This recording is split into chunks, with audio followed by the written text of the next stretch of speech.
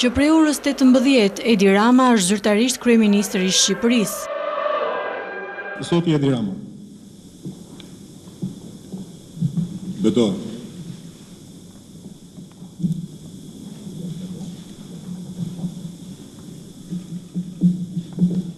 Njëri pas tjetrit të gjithë ministrat janë betuar përpara kreut të shtetit Bujar Nishani, kur ra në sy mungesa e përfaqësuesve të opozitës.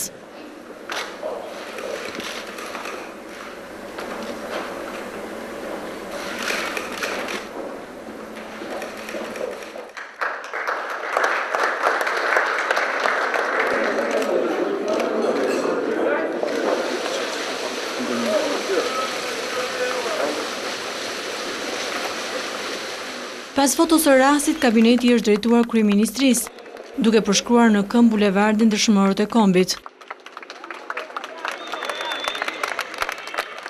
Përgjatë gjithë rrugës, qeveria është shoqëruar nga duartrokitjet e simpatizantëve të Partisë Socialiste.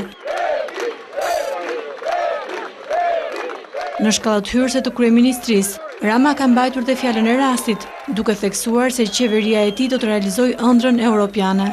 Ëndra ka filluar në dhjetor të vitit 1990 me thirrjen e duam Shqipërinë si gjithë Europa dhe ne jemi këtu për këtë ëndër që duhet vazhdoj dhe do të vazhdoj më e gjallë dhe më e fuqishme se asnjëherë. Faleminderit.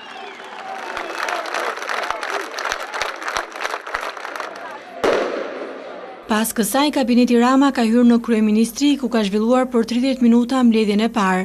Në mbledhjen që u zhvillua me dyert të mbyllura, qeveria Rama ka miratuar dhe vendimet e para, të cilat janë kodi etik i qeverisë, ndalimi i importit të plerave dhe vendosja e portretit të Ismail Qemalit në të gjitha zyrat e administratës shtetërore.